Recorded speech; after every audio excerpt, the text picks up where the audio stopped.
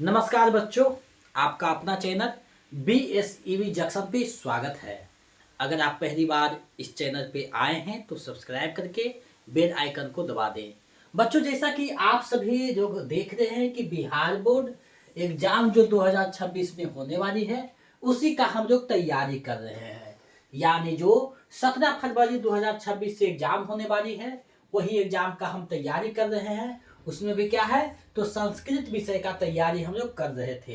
तो यही संस्कृत विषय जो है यानी प्यूसम भाग 2 मैट्रिक में यानी क्लास 10th में जो संस्कृत जो भाग 2 है, प्यूसम भाग 2 है, उसी का जो है चैप्टर 7 आज हम लोग करने वाले हैं। यानी 7वां चैप्टर हम लोग देख रहे हैं। अब ये चैप्टर का क्या नाम है बच्चों?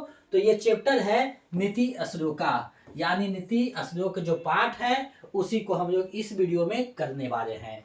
तो वन शॉट वीडियो में आपका एक टॉपिक पूरे कंप्लीट हो जाता है, जिसमें आपका व्याख्या के साथ जो लघु उत्तरीय प्रश्न है, दीर्घ उत्तरीय प्रश्न है और ऑब्जेक्टिव प्रश्न है, सभी एक वीडियो में आपका कंप्लीट हो जाता है बच्चों। तो आधा घंटा आपको समय देना है। यानी कितना समय देना है बच्चों? तो 30 मिनट आपको जो है समय देना है। 30 मिनट में आपका एक चैप्टर क्लियर हो जाएगा। इससे पहले 1 से 6 तक करवाया जा चुका है। अगर आप नहीं देखें तो प्लेलिस्ट बना हुआ है, वीडियो के डिस्क्रिप्शन में लगा हुआ है, आप वहां से देख सकते हैं। तो प्यारे बच्चों, आज हम लोग नीति श्लोका यानी चैप्टर 7 संस्कृत क्लास 10th के जो टॉपिक है उसी को हम लोग देख रहे हैं। और इसको आप अगर देखिएगा तो आपका जो है ये टॉपिक से संबंधित जो भी प्रश्न आएगा बच्चों वो आप सभी बहुत आसानी से सोल्व कीजिएगा। यानी आपका जो ऑब्जेक्टिव प्रश्न आएगा, जो भी ऑब्जेक्टिव प्रश्न आएगा, सब्जेक्टिव आएगा, दोनों को आप साथ साथ जो है एक टॉपिक देखने से यानी 30 मिनट देखने से आपका क्लियर हो जाएगा। तो वन शॉट वीडियो है आपका, एक वीडियो में आपका एक टॉपिक कंप्लीट हो जाएगा।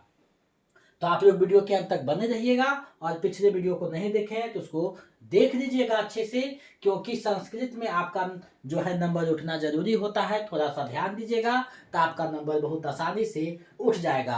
अभी तक अगर संस्कृत का तैयारी नहीं किए हैं तो आज ये वीडियो को देख करके ये टॉपिक को क्लियर कर सकते हैं।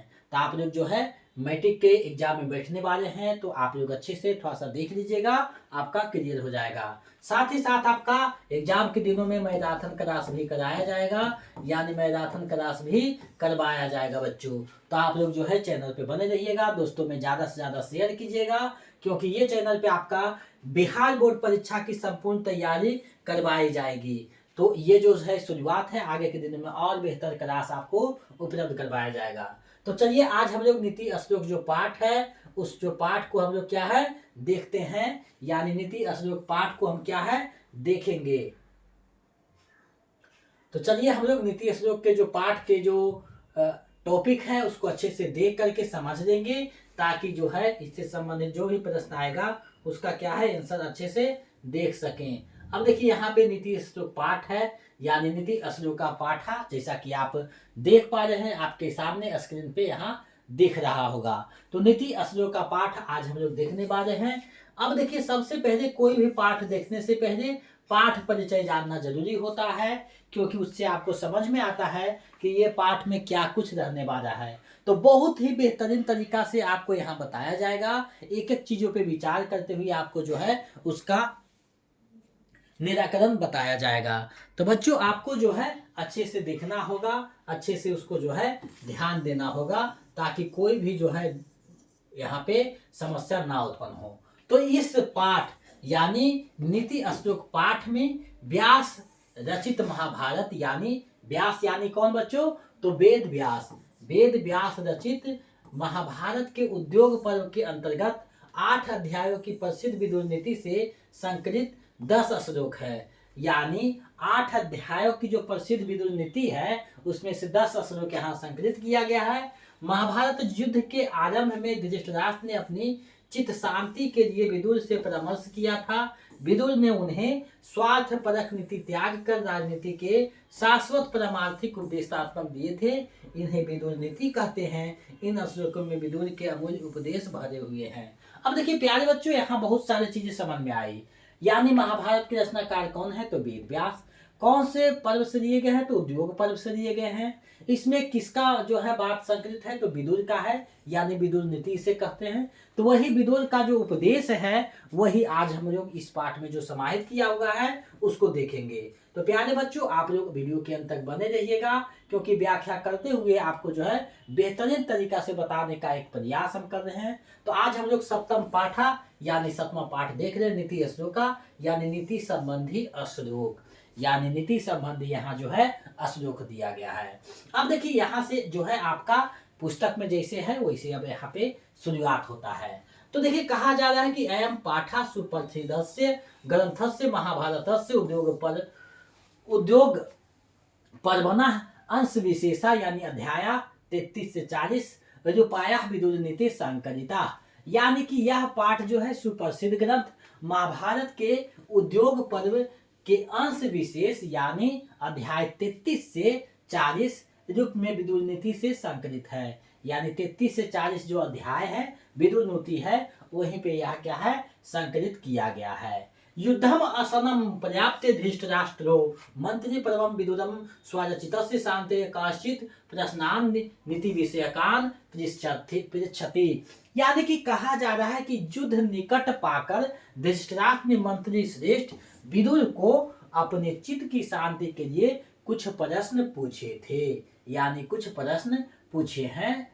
तेसाम समुचितम विरोधराति, यानी कि पूछे गए प्रश्नों का उत्तर जो है विदुर नीति देते हैं, यानी विदुर जो है देते हैं, पूछे हुए प्रश्नों का उत्तर विदुर देते हैं।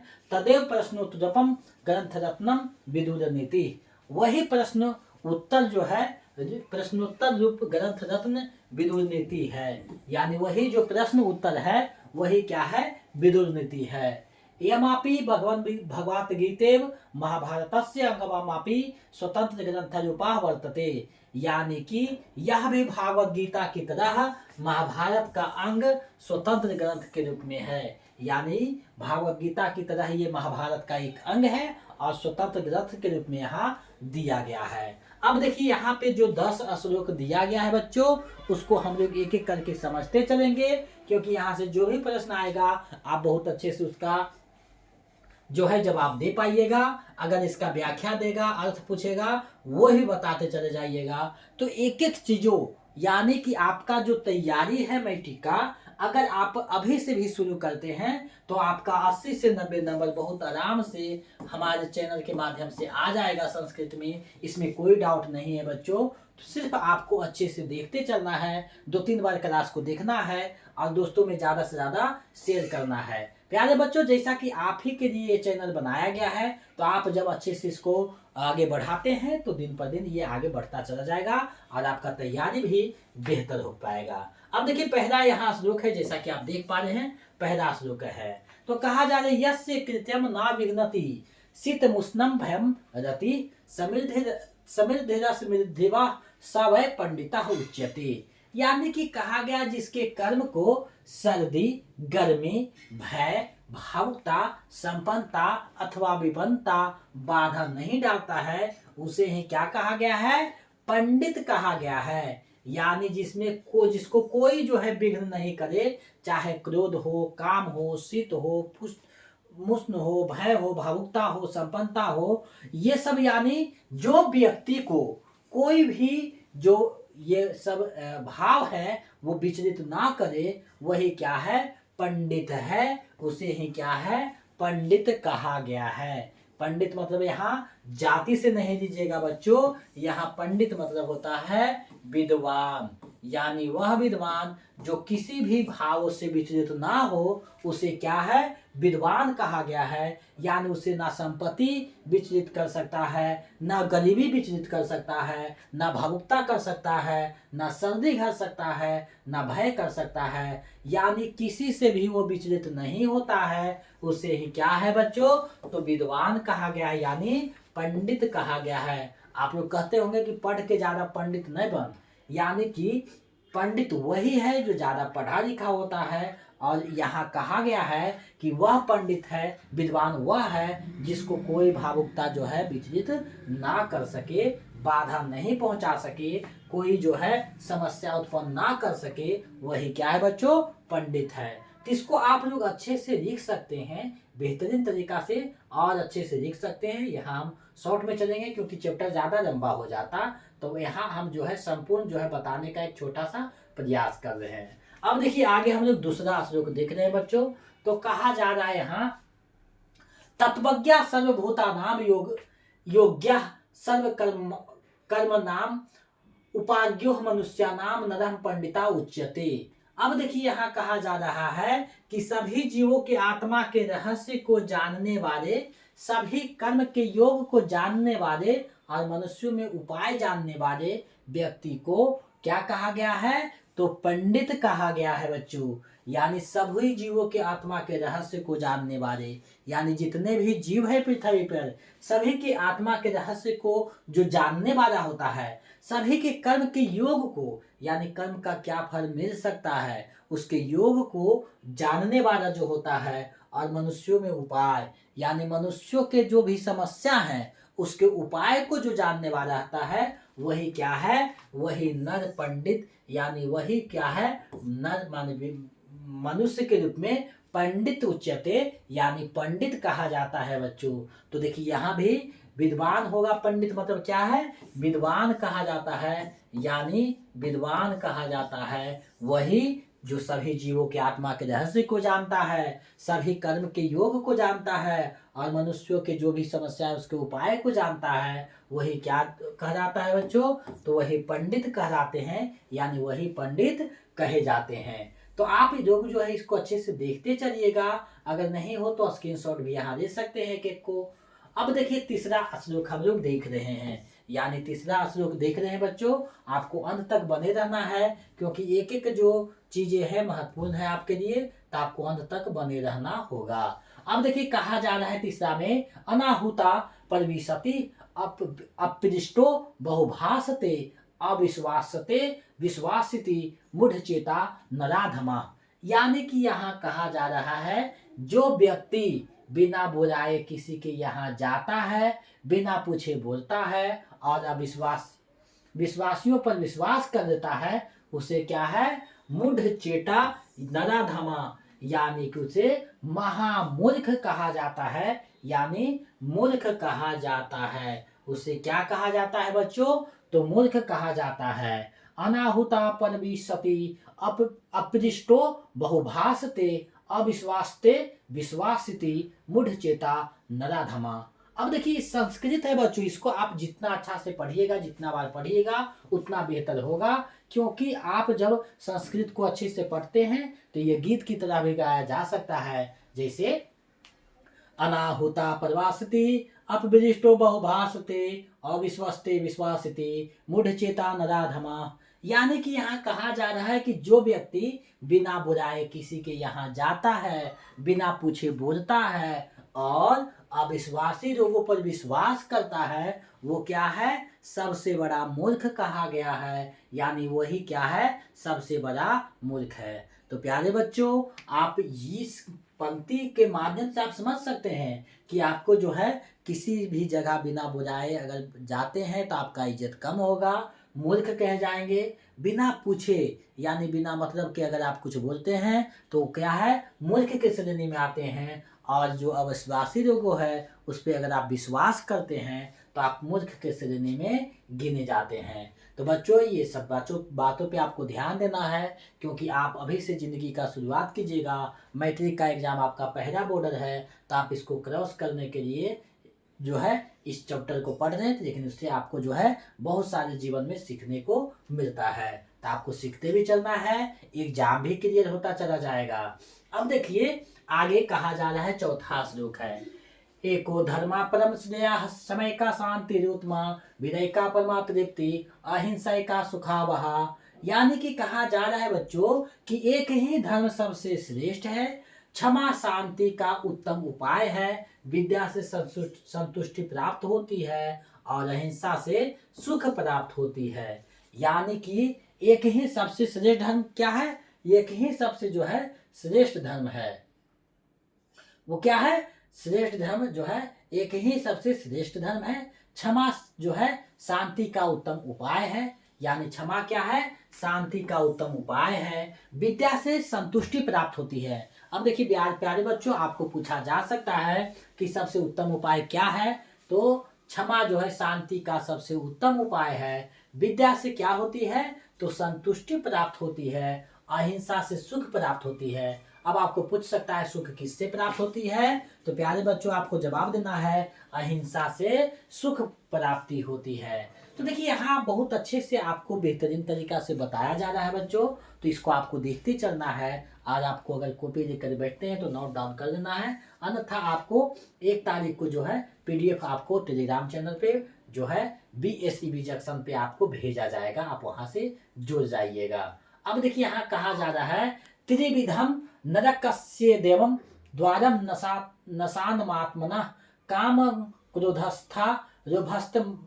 रुभस्त अस्मादेत त्रयम त्याज्यते। यानी कि कहा जा रहा है कि त्रिविधम नरकस्य द्वारम, यानी नरक के क्या है, 3 द्वार है। पहला क्या है, रेखा देखिए नाशमतमकम, यानी कि नरक के कितने द्वार हैं बच्चों, तो 3 द्वार हैं। अब इसमें क्या है, तो काम है, क्रोध है और लोभ है। तो काम क्रोध लोभ, यानी ये क्या है, 3 द्वार है किसके, तो नरक के। इसलिए क्या है, त्रयम त्याजेत, यानी इसलिए इन तीनों को त्याग देना चाहिए। यानी कि नरक के 3 द्वार हैं, काम है, क्रोध है, लोभ है, इसीलिए इन तीनों को त्याग देना चाहिए। बच्चों देखिए छोटे छोटे जो श्लोक हैं आपको उपदेश के रूप में यहाँ दिए जा रहे हैं, आप इसको अच्छे से देखते चलिएगा। अब पूछा जाएगा नरक के कितने द्वार हैं, तो 3 द्वार हैं। कौन कौन है, तो काम है, क्रोध है और लोभ है। ये तीनों को क्या है, त्याग देना चाहिए। तो बच्चों ये सब चीजों को आप अच्छे से देखते चलिएगा, आपका स्पष्ट तैयारी होता चला जाएगा। अब देखिए छठा जो है श्लोक आपके सामने है।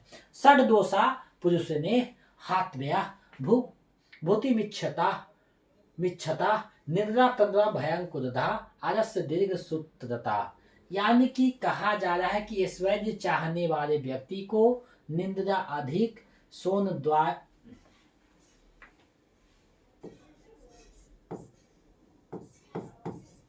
निद्रा यानी अधिक सोना, तंद्रा यानी उगना, यानी उग जाना यानी उगना, डर, क्रोध, आलस्य और किसी काम को देर तक करना, इन 6 दोषों को त्याग देना चाहिए। यानी निंद्रा, तिंद्रा, डर, क्रोध, आलस्य, ये सभी को क्या है, त्याग देना चाहिए। यानी ये क्या है, 6 दोष है। यानी ये क्या है, 6 दोष यहाँ पे बताया गया है। यानी निंद्रा तंद्रा भयम क्रोधा आलस्य दीर्घ सूत्रता, यानी कि ये सभी क्या है, 6 दोष है जिसे त्याग देना चाहिए। इन सभी दोषों को त्याग देना चाहिए। तो कितने दोषों को त्याग देना चाहिए, 6 दोषों को त्याग देना चाहिए।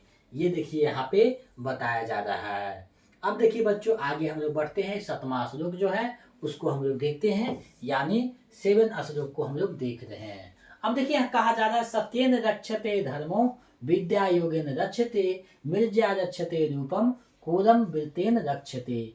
यानी कि यहाँ पे कहा जा रहा है कि सत्य से किसकी रक्षा होती है बच्चों, तो धर्म की रक्षा होती है, अभ्यास से विद्या की रक्षा होती है, श्रृंगार से रूप की रक्षा होती है और आचरण से कर यानी परिवार की रक्षा होती है। यानी कुल मतलब क्या होता है, परिवार, कुल मतलब क्या है, परिवार की रक्षा होती है। यानी सत्य से किसकी रक्षा होती है बच्चों, तो धर्म की रक्षा होती है। विद्या योगेन रक्षते, यानी विद्या को जो है योगेन, ये मतलब अभ्यास से जो है विद्या की रक्षा, जितना ज्यादा आप अभ्यास कीजिएगा बच्चों तो विद्या आपका जो है उतना बेहतर होगा। श्रृंगार करने से आपका क्या है, रूप की रक्षा होती है। यानी श्रृंगार कीजिएगा तो आपका रूप जो है निखरेगा, रूप की रक्षा होगा। और अच्छे आचरण से आपका जो है कुल यानी परिवार की रक्षा होती है। यानी सत्येन रक्षते धर्मो विद्या योगेन रक्षते मिर्जया रक्षते रूपम कोरम वृत्तेन रक्षते। यानी ये जो है यहाँ बताया गया है, यही सबसे देखिए ऑब्जेक्टिव प्रश्न पूछा जाएगा बच्चों, तो आपको देखते चलना है अच्छे से। अब देखिए आगे जो है 8वां श्लोक है। 8वां में देखिए कहा जा रहा है सुरभा पुरुषा राजान संततम प्रियवादिनः अप्रियस्य तु पाठ्यस्य वक्ता श्रोतम चा दुर्लभः। यानी कि कहा जा रहा है, हे राजन, सदैव प्रिय बोलने वाले और सुनने वाले पुरुष आसानी से मिल जाते हैं, लेकिन अप्रिय ही सही उचित बोलने वाले, सही और उचित अप्रिय और सही उचित बोलने वाले कठिन है। यानी कहा जा रहा है इसमें कि हे राजन, सदैव जो प्रिय बोलने वाले और सुनने वाले पुरुष होते हैं वे क्या है, आसानी से मिल जाएंगे। यानी हमेशा जो आपके मुंह पे बड़ाई करेगा, आपके सामने जो है चिकनी चुपड़ी बातें करेगा, वो बहुत आसानी से मिल जाएगा। लेकिन सही और अप्रिय बोलने वाले बहुत कठिन जो है मिलना है, यानी बहुत कठिन परिश्रम से भी वो नहीं मिलता है। यानी अप्रियस्य तु पथ्यस्य वक्ता श्रुतम च दुर्लभा। यानी कि अप्रिय और पथस यानी सत्य बोलने वाला जो वक्ता होता है, वह श्रोता जो होता है वो बहुत कम मिलता है, यानी दुर्लभ है मिलना। तो ये देखिए 8वां में आपको कहा गया है। आगे देखिए, आगे जो है यहाँ पे जो 9वां श्लोक है यहाँ दिया गया है, पूजनीय महाभागा पुनश्च गृहधिपत्य स्त्रियो गृहस्यो वक्तास्ते अस्मादृश्या विशेषता। यानी स्त्रियां घर की लक्ष्मी होती है, इन्हीं से परिवार की क्या बढ़ती है, तो प्रतिष्ठा बढ़ती है। यह महापुरुषों को जन्म देने वाली होती है, इसलिए स्त्रियां विशेष रूप से रक्षा करने योग्य है। यानी कि स्त्रियां जो होती है घर की लक्ष्मी होती है, इन्हीं से परिवार की क्या है, प्रतिष्ठा बढ़ती है, महापुरुषों को जन्म देने वाली होती है, इसलिए क्या है, स्त्रियों को विशेष रूप से रक्षा करने योग्य है। ये देखिए जो विदुर नीति है, ये आपका महाभारत में ये सब जो है धृतराष्ट्र के समक्ष विदुर जो है अपनी नीति को बताते हैं। अब देखिए 10वां श्लोक है, अंतिम श्लोक है इस चैप्टर को, हम लोग जो है अंतिम श्लोक को देखने वाले हैं। तो आप लोग धैर्य बना करके देखिएगा, क्योंकि ये जो 1 शॉट वीडियो है इसमें आपको सब कुछ जो है बेहतरीन करवाया जाएगा। अब देखिए यहाँ कहा जा रहा है, अपकृति बनो बिनो हंति हंत्यन्यार्थ पराक्रमा हंति नित्यम क्षमा क्रोधमाचारो हत्यंत रक्षणम। यानी कि यहाँ कहा जा रहा है कि विनम्रता बदनामी को दूर करती है, पुरुष पौरुष या पराक्रम अनर्थ को दूर करता है, क्षमा क्रोध को दूर करता है, और अच्छा आचरण बुरी आदतों को दूर करता है। अब देखिए बच्चों, यहाँ कहा जा रहा है कि अपकृति विनोहंती, यानी विनम्रता से जो है बदनामी जो है, विनम्रता क्या है, बदनामी को दूर करती है। हत्यन्यार्थ पराक्रमा, यानी पराक्रम से अनर्थ, पराक्रम जो है वो क्या है, अनर्थ को दूर करता है, क्षमा क्रोध को दूर करता है। यानी हंति नित्यम क्षमा, यानी जो हमेशा क्षमा करता है उसको क्या है, क्रोध को दूर कर देता है। क्रोधमाचारो हत्यंत रक्षणम, यानी और अच्छा आचरण जो है वो क्या है, बुरी आदतों को दूर करता है। तो प्यारे हैं बच्चों, आप लोगों ने नीति श्लोक जो 10 श्लोक पढ़ना था उसको बेहतरीन तरीका से आप लोगों के समक्ष मैंने प्रस्तुत किया। तो आप लोग इसको जो है अच्छे से देख सकते हैं। इससे पहले जो 1 से 6 तक क्लास हुआ है, यानी पहला से 6ठा चैप्टर हुआ, उसको नहीं देखे हैं तो देख सकते हैं। अब देखिए 7 चैप्टर हुआ है, लगभग 7 चैप्टर और बचा हुआ है, तो लगभग इधर यानी 1-2 तारीख तक आपका जो है खत्म हो जाएगा। उसके बाद बहुत सारे जो है व्याकरण के MCQ देख लेंगे, पत्र लेखन देख लेंगे क्योंकि पूछा जाता है संस्कृत में, उसके बाद निबंध देख देंगे, और अगर कुछ होगा तो आपका जो है अनुवाद भी देख देंगे। तो लगभग आपका जो तैयारी है वो हम कंप्लीट करवाएंगे। बहुत सारे आपको प्रैक्टिस सेट भी करवा देंगे 1-2, जिससे आपका कंप्लीट हो जाएगा बहुत सारी चीज़ें। तो आप लोग जो है इसको अच्छे से देखते चलिएगा। अब हम लोग जो है यहाँ देखिए लघुत्तरीय और दीर्घोत्तरीय प्रश्न है। देखिए 2018 में ये प्रश्न पूछा गया है, तो हम लोग जो है कुछ दीर्घोत्तरीय प्रश्न को देखेंगे। अब देखिए यहाँ नीति श्लोक पाठ के आधार पर पंडित के लक्षण बताएं, यानी नीति श्लोक के पाठ पर जो पंडित के लक्षण है वो क्या है। तो ऊपर देखिए कहा गया था कि जिसको कोई विचलित नहीं करे, कोई भावना काम क्रोध गर्मी भय कोई नहीं बाधा पहुंचा सके, वो पंडित है। और सभी जीवों को आत्मा को रहस्य को जानता है, जो सभी के कर्मों को जानता है, मनुष्य के उपाय को जानने वाला है, वही क्या है, पंडित है। तो देखिए यहाँ कहा गया है। तो आप लोग बच्चों इसको देखने के लिए आप चाहिए तो यहाँ स्क्रीनशॉट ले सकते हैं, क्योंकि बहुत सारे यहाँ पे प्रश्न दिए हुए हैं, एक एक को पढ़ते चलेंगे तो बहुत समय लग जाएगा। अब देखिए यहाँ प्रश्न है, अपनी प्रगति चाहने वाले को क्या करना चाहिए। तो अपनी प्रगति चाहने वाले को क्या है, निंदा तिंदा भय क्रोध आलस्य और देर से काम करने की आदत को क्या है, त्याग देना चाहिए। यानी निंदा तंद्रा भयम क्रोधा आलस्य दीर्घ सूत्र यानी देर से काम करने वाले की करने की जो आदत है, यानी किसी को छोड़ देना करके भरोसे छोड़ देने को, तो उसे क्या है, त्याग देना चाहिए। अब देखिए यहाँ पे कितना अच्छा प्रश्न पूछा है। अब देखिए नीतीश पाठ के आधार पर मूर्ख का लक्षण क्या है। तो मूर्ख के लक्षण क्या बताए गए थे। तो 3 लक्षण होता है, ऐसा व्यक्ति जो बिना बुलाए आता है तथा बिना पूछे यदि बोलता है और अब इस व्यक्ति पर विश्वास करता है, वो क्या है, महामूर्ख है, यानी मूर्ख के श्रेणी में है। तो ये देखिए यहाँ पे पूछा गया है। नरक के कितने द्वार हैं। तो 3 द्वार हैं, काम क्रोध और लोभ। यहाँ देखिए पूछा गया है। त्रिविधम हिंदी में उत्तर दे, तो यहाँ देखिए वही है। नीतीश पाठ के अनुसार 3 वस्तु त्याग देना चाहिए, कौन कौन। तो काम क्रोध लोभ। यही देखिए 3 तरीका से प्रश्न पूछा है। 2013 में, देखिए 14 में कैसे पूछा है संस्कृत में, और देखिए ये प्रश्न इस तरीका से भी आ सकता है। तो देखिए ये सब जो प्रश्न है आप इसको स्क्रीनशॉट ले सकते हैं, क्योंकि एक एक जो प्रश्न है बहुत महत्वपूर्ण है। अब देखिए यहाँ पे 9वां प्रश्न है, यानी नीति श्लोक के आधार पर कैसा बोलने वाले व्यक्ति कठिन से मिलते हैं। जो सच्चाई और अप्रिय बोलने वाला होता है वो बहुत जो है दुर्लभ है उसको मिलना। अब देखिए 12 में पूछा गया था, नराधाम के लक्षण क्या है। अब देखिए यहाँ सुलभ और दुर्लभ कौन है। जो आसानी से मिल जाता है सुलभ है, जो मुश्किल से मिलता है दुर्लभ। अब देखिए यहाँ पे पूछा गया है 11-14 में है, देखिए यहाँ नीति श्लोक से हमें क्या शिक्षा मिलती है। अब देखिए ये प्रश्न जो है 2-3 बार तरीका से पूछा है, यानी मनुष्य के 7 दोष का हिंदी में वर्णन करें, किन किन दोषों को त्याग देना चाहिए, या 6 प्रकार के दोष कौन कौन है, या पठित पाठ के आधार पे वर्णन करें। अब देखिए 16 में, 12 में, 14 में 3 तरीका से प्रश्न पूछा गया था। अब देखिए यहाँ तो निंदा तिंदा भयम क्रोधा अजस्य दीर्घ सूत्रा, यानी ये जो है 6 जो है दोष है।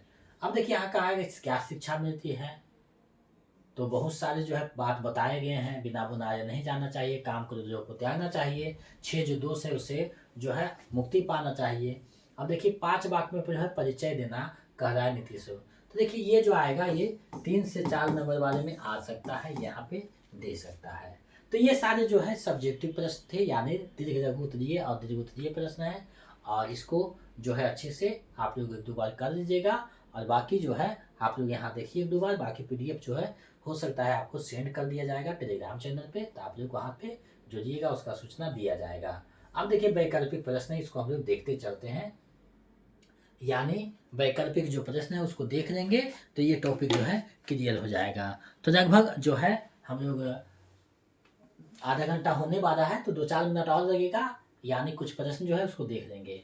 अब देखिए कहा जाए नीति श्लोक पाठ के जो श्लोक है किस ग्रंथ से संकलित है। तो नीति श्लोक के जो पाठ है वो कहाँ से संकलित है। तो महाभारत से संकलित है, जिसके रचनाकार कौन है। तो महर्षि वेद व्यास जी हैं, वेद व्यास जी हैं। तो ये देखिए आपको ध्यान में रखना होगा, वेद व्यास जी हैं। तो विकल्प भी जो है सही हो जाएगा। आगे बढ़ते हैं। अब देखिए कहा गया है विदुर नीति किस पर्व का हिस्सा है। तो विदुर नीति जो है वो क्या है, उद्योग पर्व का हिस्सा है। विदुर नीति उद्योग पर्व का हिस्सा है, ऐसा कहा गया है। तो विकल्प ए जो है सही हो जाएगा। आगे है महाभारत के किस पर्व से विदुर नीति ली गई है। तो 33 से 40 अध्याय जो है वहां से विदुर नीति ली गई है, ऊपर चर्चा किया गया था। विकल्प जो सी है वो सही हो जाएगा। 33 से 40 अध्याय तक जो है ये जो है दिया गया है। आगे है कि नीति श्लोक पाठ में किसने अपने चित्त की शांति के लिए विदुर से परामर्श लिया। तो देखिए अपने चित्त यानी हृदय की शांति के लिए विदुर से परामर्श लेते हैं धृतराष्ट्र, यानी दुर्योधन के जो है पिता हैं, अंधे जो होते हैं वो परामर्श लेते हैं, वही जो है यहाँ उसका जो है परामर्श दिया हुआ है, जो विदुर नीति के नाम से जाना जाता है। विकल्प सी सही हो जाएगा। आगे देखिए है विदुर ने धृतराष्ट्र को किस प्रकार से उपदेश दिया। तो यहाँ जो है उपदेश दिया है वो किस प्रकार से दिया है। तो परमार्थिक यानी परामर्श के तौर पे जो है, परामर्श के तौर पे जो है उपदेश यहाँ दिया गया है। प्रश्न उत्तर एक साथ बताया गया है। आगे बढ़ते हैं। तो विदुर के उपदेश किस प्रकार के माने गए हैं। तो विदेह के जो उपदेश हैं वो क्या है, बहुत ही अमूल्य माने गए हैं, यानी बहुत ही मूल्यवान इनका जो है उपदेश है। विकल्प बी जो है वो सही हो जाएगा, विकल्प बी इसका सही आंसर है। आगे है, किसे पंडित कहा गया है नीति श्लोक के अनुसार? तो जो रहस्यों को जानता हो दूसरे के, जो सर्दी गर्मी भय से ना विचलित हो, जो केवल पढ़ा लिखा हो, जो धनी हो। तो पंडित कहा गया है कि जो सर्दी गर्मी भय से विचलित ना हो वही क्या है, सच्चा पंडित है, यानी विकल्प जो बी है वो सही हो जाएगा। आगे देखिए है, नीति श्लोक के मूर्ख का एक लक्षण क्या बताया है? तो जो बिना बुलाए जाता है वो क्या है, मूर्ख के श्रेणी में है। और इसके साथ क्या था, यानी कि 3 बातें बताई गई थी, यानी बिना बुलाए जो कहीं जाता है, और क्या है, बिना पूछे कुछ बोलता है, तो ये क्या है, महामूर्ख के लक्षण में, और अविश्वासी पे विश्वास कर देता है वो मूर्ख है। तो विकल्प बी जो है सही हो जाएगा। अब देखिए यहाँ प्रश्न पूछा गया है, नरक के कितने द्वार हैं, नीति श्लोक में बताए गए हैं। तो नरक के जो है कितने द्वार हैं? तो बच्चों 3 द्वार हैं, काम क्रोध लोभ, जो 3 द्वार था, काम है, क्रोध है, और क्या है, लोभ है। तो ये जो है 3 द्वार यहाँ पे बताया गया था, तो विकल्प जो सी है वो सही हो जाएगा। तो बच्चों आपको सिर्फ कुछ नहीं करना है, देखते चलना है, 2-3 बार देखिएगा, एग्जाम में आएगा, बहुत अच्छे से आंसर उसको आप कर दीजिएगा। अब देखिए यहाँ पूछा जा रहा है, नीति श्लोक का पाठ के अनुसार नरक के द्वार कौन से हैं? तो काम क्रोध लोभ जो है किसके द्वार हैं? तो नरक के 3 द्वार हैं, विकल्प बी जो है सही हो जाएगा। आगे बढ़ते हैं अगले प्रश्न की ओर। नीति श्लोक के अनुसार मनुष्य के कितने दोष त्यागने चाहिए? तो 6 जो दोष है, निंदा तिना भयम क्रोधा रस दीर्घ सूत्रा, तो 6 जो है दोष को त्यागना चाहिए। आगे है, नीति श्लोक के अनुसार सत्य किससे रक्षित रहता है, यानी सत्य की रक्षा किससे होती है? तो सत्य की जो रक्षा होती है वो किससे होती है? तो सत्य से जो है, धर्म से जो है सत्य की रक्षा होती है, यानी धर्म की रक्षा किससे होती है? सत्य से होती है। तो ये देखिए प्रश्न पूछने का थोड़ा सा टाइपिंग मिस्टेक, यानी धर्म किससे, यहाँ पर देखना चाहिए धर्म किससे रक्षित होती है? तो सत्य से। अब पूछ दिया है सत्य किससे रक्षित है, सत्य के द्वारा कौन रक्षित है? तो धर्म की रक्षा होती है। तो ये उल्टा पुल्टा है, आप इसको देख लीजिएगा। धर्म किससे रक्षित है? तो सत्य के द्वारा रक्षित है। या फिर पूछा जाएगा कि सत्य किसकी रक्षा करती है? तो धर्म की। ये आपका सही होगा, इसको आप थोड़ा सा देख लीजिएगा। आगे बढ़ते हैं अगले प्रश्न की ओर। अब देखिए कहा गया है कि किससे कुल की रक्षा होती है? तो कुल की रक्षा किससे होती है? तो अच्छे आचरण से कुल यानी परिवार की जो है रक्षा होती है, ये यहाँ बताया गया है। तो विकल्प सी सही हो जाएगा। आगे है, विशेष रूप से रक्षित करने योग्य कौन है? तो स्त्रियों को जो है विशेष रूप से रक्षित करने योग्य है, बचाने योग्य है, विकल्प सी सही हो जाएगा। आगे है, किसे मूढ़ चेता कहा गया है? तो मूढ़ चेता जो कहा गया है वो किसे कहा गया है? तो जो अविश्वासियों पर विश्वास करता है वो क्या है? मूढ़ चेता है, यानी मूर्ख है, विकल्प बी जो है सही हो जाएगा। प्यारे बच्चों आगे बढ़ते हैं। पराक्रम क्या करता है? तो पराक्रम जो है वो क्या करता है? तो अनर्थ का नाश करता है, ऐसा जो है बताया गया है। कहाँ पे? तो यहाँ विदुर नीति में, विदुर युग का जो श्लोक है नीति श्लोक, उसमें बताया गया है, विकल्प भी सही हो जाएगा। आगे है, क्षमा किसका नाश करती है? तो क्षमा जो है वो क्या है? तो क्रोध का नाश करती है, यानी क्षमा जो है क्रोध का नाश करती है, विकल्प बी जो है बच्चों सही हो जाएगा।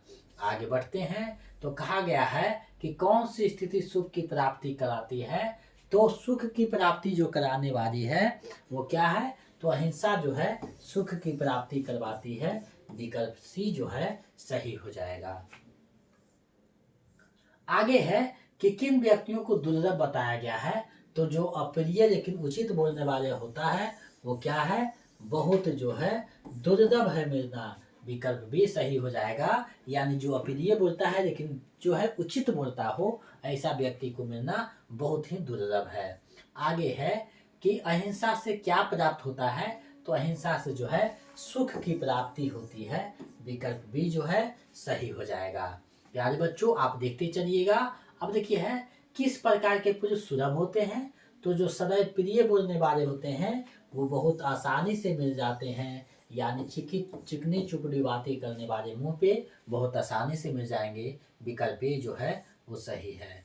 यानी किन्हें गृह की लक्ष्मी कहा गया है, तो स्त्रियां जो होती है घर की लक्ष्मी होती है। विकल्प सी जो है सही हो जाएगा, ये बताया गया है। आगे है धर्म की रक्षा किससे होती है, तो सत्य से धर्म की रक्षा होती है बच्चों, यानी विकल्प भी जो है सही हो जाएगा। आगे है विद्या की रक्षा किससे होती है, योग से होती है। अब योग मतलब आपका क्या हो जाएगा, तो यहाँ अभ्यास हो जाएगा, यानी अभ्यास से जो है इसकी रक्षा होती है विद्या की। जितना ज़्यादा प्रैक्टिस कीजिएगा, अभ्यास कीजिएगा, तो विद्या की रक्षा होगा। अगर नहीं कीजिएगा तो वो खत्म होते चला जाएगा। त्याग का निर्देश दिया गया है, यानी क्या त्यागने का निर्देश दिया गया है, तो देखिए क्रोध को त्यागने का बात किया गया है, यानी काम क्रोध लोभ जो है उसे त्यागने की बात की गई है। आगे बढ़ते हैं, कुछ और प्रश्न है, 2-3 मिनट लगेगा। किसे मूर्ख मनुष्य कहा गया है, तो जो धर्म का पालन करता है, जो सेवा करता है, जो बिना बुराई आता है।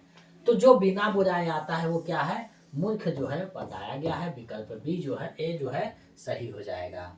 आगे है धर्म के अनुसार सर्वोत्तम क्या है, तो धर्म के अनुसार जो है सर्वोत्तम क्या है, ये आपसे प्रश्न पूछा गया है। तो धर्म के अनुसार सर्वोत्तम क्या है, यानी जो है धर्म के अनुसार सर्वोत्तम क्या है, तो धर्म जो है वो सर्वोत्तम है, यानी धर्म जो है सबसे ऊंचा है। नीति श्लोक के अनुसार किससे रूप की रक्षा होती है, मिर्जा से, यानी श्रृंगार करने से रूप की रक्षा होती है। विकल्प बी जो है सही हो जाएगा। आप लोग अंत तक बने रहिएगा, कुछ प्रश्न और है। नरक के द्वार कौन कौन है, तो काम क्रोध लोभ है। ये देखिए प्रश्न ऊपर भी आ गया था, यहाँ पे रिपीट हो चुका है। आगे बढ़ते हैं।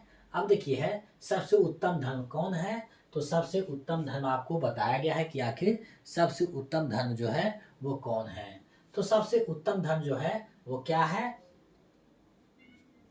अब देखिए यहाँ पे जो बात किया गया है, दो तरीका से बात किया गया है। धर्म की रक्षा सत्य से होती है, लेकिन सबसे उत्तम धर्म क्या है, अहिंसा सबसे उत्तम धर्म माना गया है। विकल्प बी जो है सही हो जाएगा। कौन सा गुण विनम्रता को बढ़ाता है, तो विनम्रता को जो बढ़ाने वाला गुण है वो क्या है, आपको यहाँ पे बताना है। तो विनम्रता को जो बताने वाला है वो आपका आचरण है, यानी विनम्रता जो है डी इसका सही हो जाएगा। कौन सा गुण जो है आचरण को बढ़ाता है, विनम्रता, तो ये विकल्प डी जो है सही हो जाएगा। पाठ में किसका पालन करने से आत्मा की रक्षा होती है, ये नीति श्लोक पाठ में कहा गया है। आत्मा की रक्षा किससे होती है, तो आत्मा की रक्षा की जो बात है वो सत्य से जो है आत्मा की रक्षा होती है, यानी विकल्प डी जो है सही हो जाएगा। आगे है किसे जो है मूढ़ कहा गया है, तो जो अविश्वासियों पर विश्वास करता है मूढ़ है, यानी मूर्ख है। विकल्प सी सही हो जाएगा। आगे है काम और क्रोध किसके नाशक बताए गए हैं, तो काम और जो क्रोध है वो क्या है, किसके नाशक हैं, ये आपसे प्रश्न कहा गया। तो ये जो है धर्म के नाशक हैं, यानी धर्म के नाश करते हैं। विकल्प बी जो है सही हो जाएगा। आगे हम किसे कहा गया है, तो जो बिना बुराई आता है उसे मूर्ख कहा गया है। विकल्प सी जो है सही हो जाएगा। इसके अनुसार सबसे बड़ा शत्रु कौन है, तो नीति श्लोक के अनुसार जो है क्रोध जो है सबसे बड़ा शत्रु है, ये आपको जो है बताया गया है यहाँ पे। तो विकल्प सी जो है सही हो जाएगा, सबसे बड़ा शत्रु है। आगे है सच्चा मित्र कहा गया है किसे, तो सच्चा मित्र जो है कहा गया है, यानी कठिन समय में जो साथ देता है वही क्या है, सच्चा मित्र कहा गया है। विकल्प बी जो है सही हो जाएगा। आगे बढ़ते हैं। किसके अनुसार मनुष्य की प्रतिष्ठा बढ़ती है, तो मनुष्य की जो प्रतिष्ठा है वो किससे बढ़ती है आपको बताया गया है। तो अच्छे आचरण से मनुष्य की प्रतिष्ठा बढ़ती है। विकल्प सी जो है खुद की रक्षा होती है। विकल्प सी सही हो जाएगा। सबसे बड़ी मूर्खता क्या बताया गया है, तो सबसे बड़ा मूर्खता यहाँ जो बताया गया है वो क्या है, लोभ में फंसना सबसे बड़ा मूर्खता यहाँ है, यानी काम क्रोध लोभ जो है मूर्खता का कारण है। विकल्प भी सही हो जाएगा। चलिए इस वीडियो का अंतिम प्रश्न देखते हैं, मनुष्य का सबसे बड़ा धर्म क्या है, तो सबसे बड़ा धन जो मनुष्य का है वो ज्ञान ही सबसे बड़ा धन धर्म है, यानी विकल्प भी जो है सही हो जाएगा। ज्ञान है जो सबसे बड़ा धर्म है। तो प्यारे बच्चों, आज हमने जो आपका नीति श्लोक पाठ था उसको जो है संपूर्ण एक वीडियो में आपका करवा दिया है, और मुझे पूरा विश्वास है कि आपकी तैयारी को गति प्रदान करेगा। आपको अच्छे मार्क्स लाने में ये जो है लाभ साबित होगा, यानी अति उत्तम साबित होगा।